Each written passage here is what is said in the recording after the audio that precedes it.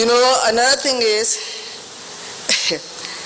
Robert, like I said, Robert was always being watched. When 1990 came, a lot of little small things happened in between. When 1990 came, I remember Robert had gone abroad to see his son. His son's birthday was December 4th, his son's 13th birthday. Robert left the 5th of December. He came back here and was killed on the 4th of January. The 4th of January, we buried him on the 8th, and my birthday was the 13th. Anyway, when Robert, that morning, it was about 7 something. And I heard all of this commotion. My mother and I live next door to each other. And I heard all of this commotion, I just got to take a bath. So I just threw on something and I heard something about boy robber. Everybody's calling him boy robber. Boy robber. And so I just threw on something, and I took my car keys. I drove, I went to the other side. When I got to the other side, my mother, she had come, Lola had told her, she was like, Lola, she was trying to find the keys for her, for the car. And I said to her, I said, Mama, I said, just drive with me. And we drove to Robert's house. The front door was locked.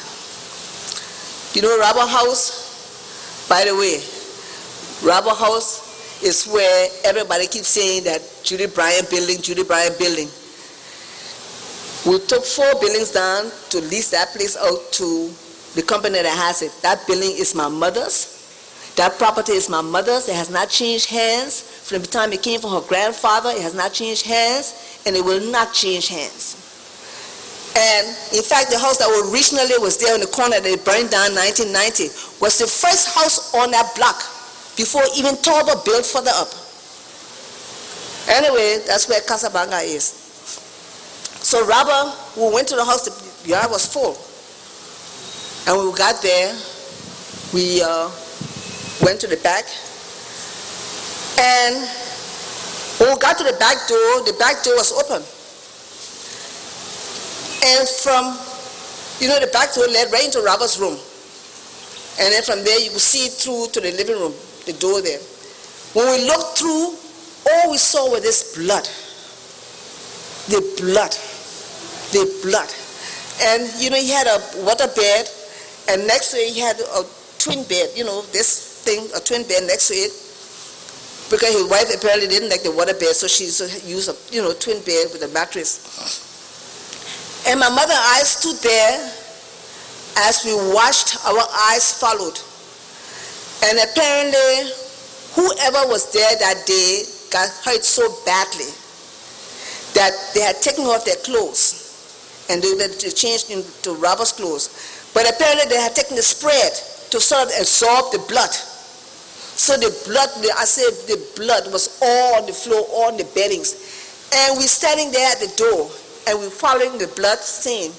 And when we turned like this, the mattress was here, and all of a sudden, Robert was on the floor. And my mother she said, Lord, my baby. And by the time she went to go reach for Robert, I reached for her.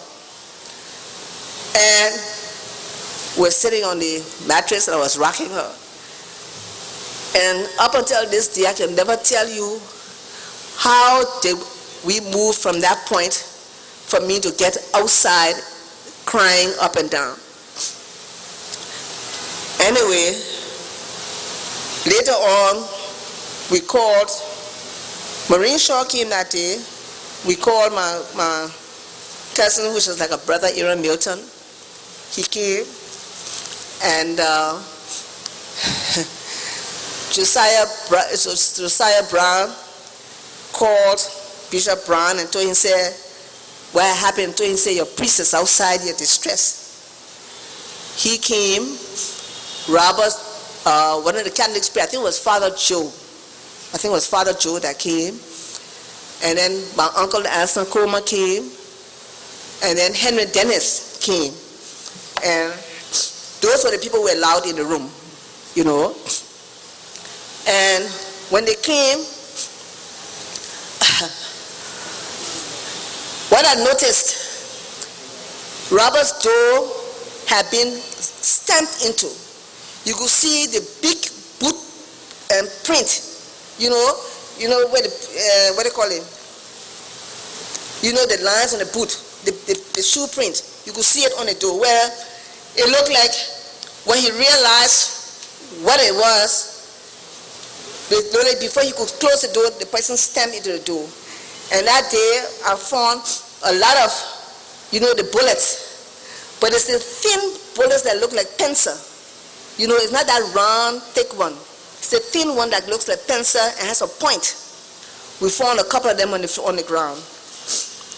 This was about, like I said, maybe by 8:30 that morning. By the time we, got there, everything else and whatnot. And we called the authorities to inform them of Robert's death. They never came, because we couldn't move the body. They never came attacking about 3 o'clock that afternoon. 3 o'clock, they never came. I remember, what a man name, man? Oh, can't think of his name. My uncle called his name here the other day. Slanger. I remember he came to the door dressed in a beige fire shade. They call it fire shades. And he came, I think the fellow he came with name was Johnson. When they got to the door, and I said, what are these people doing here? What are these people doing? What are you all doing here? I was so furious. I had to say he had come to show them what, what they had done the night before and whatnot. I was so furious. And I remember Bishop Brown saying to me, he said, Roberta, he said they can kill the body, but they can't kill the soul. They turned around and they left. Like I say, the people came. When they came, it was almost 3 o'clock before we could move that body. I left them there with my mother. But before I left, I got on my knees and I wanted to see my brother. Robert was in his t-shirt and his brief. Now, one drop of blood, listen, I'm telling you, was on Robert's t-shirt, on his undershirt or his brief. Now, one drop of blood. And he had a smile on his face. They cut my brother from here, straight through from here. I could see in this portion here, I could see the hole in it. Because he kept telling me, I said, no, because when I want to describe it, I must be able to say I saw it. What they did, I think they must have thought my brother was left-handed. Because maybe he kept trying to protect himself with his left hand. They did like this, and they cut his wrist like this, and Robert's hand was like this. Yes, they cut it. But now one drop of blood was on it. And it must have been so long because when finally we wrapped Robert in the bedspread to carry him to the undertakers. And his knee, it wouldn't bend because rigor mortis had already set in, it wouldn't bend. And I refused to let any photographer come inside and take pictures. And the pathologist came. At one point, somebody came and said, oh, did they have film in the camera or whatnot? But can you imagine from that long, when we got there, for Robert body to be, stiff? Robert fought, and somebody died. Somebody died because that amount of blood. Now one of it came from Robert. Only thing what they did also, they hit him in the head. That's what weakened him. They hit him in the head. He used to lift with the dumbbells. They hit him in the head, and I think that's what threw him off, and that's what weakened him. And then he fell. They had to hold him down, cut his throat, and cut his hand. Anyway, we wrapped the body. I left my mother there because she'd be doggone. She was not going to leave until the body was removed. The body was removed. People started coming, and then later on, that day was sitting down there, Georgia Cassell, Wally Dennis, Wale Bright Dennis. He used to always go to them to Sabina, And the story that the boy told us,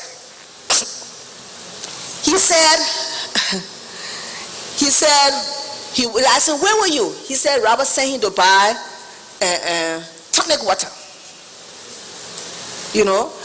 But I remember my late husband, Wade Gray. He said to me that morning, he said, Roberta, he said, look, let's move those things out of Robert's house, the important things out of Robert's house, because if we don't, he said they'll come back and ransack it. So he got a pickup from somewhere, I don't remember, we got cars and whatnot. Tenement, Salif, Deline, she went with us, and we started packing. And I remember telling you that they supposed to work with us, the carpenters, because we had an interior decoration place. And he went to the ice class and he was packing soft drinks, And I said to him, I forgot his name, I said, no, we won't pack important things like paper. But I guess they were all confused because, they knew Robert very well. But he still packed it, and we took all of these things to my house. So when the boy explained that he sent to go buy, Robert sent to go buy tonic water. Then I said, wait a minute, I went to my house. There was tonic water. Robert didn't drink tonic water. Robert drank orange Fanta. He didn't drink orange Fanta, then he drank ginger ale. There was tonic water, orange Fanta, ginger ale, whole bunch of soft drinks in the icebox.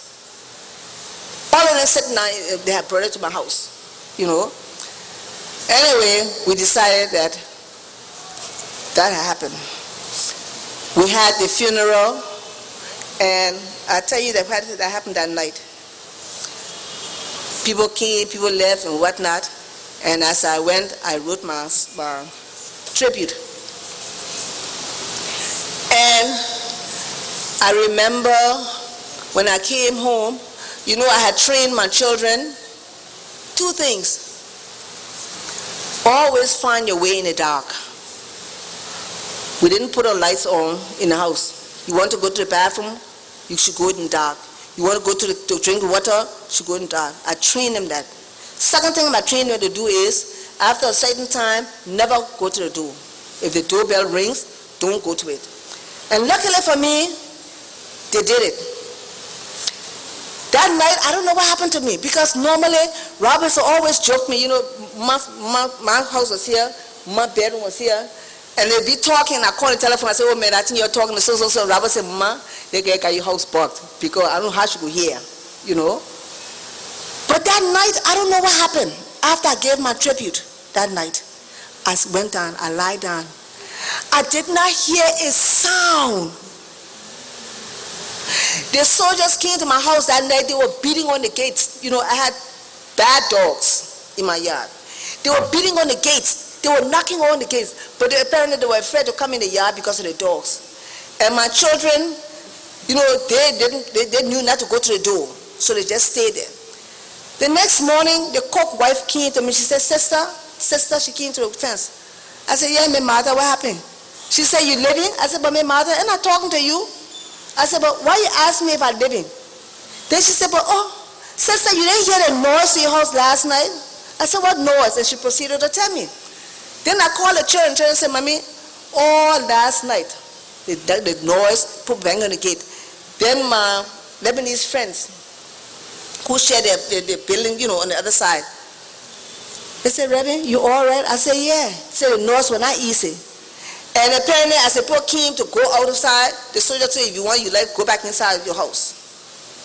And that was happening that night. Because apparently, Lola, they had come to kill me or do something to me. But as God would have it, I never got up. I honestly did not hear the noise.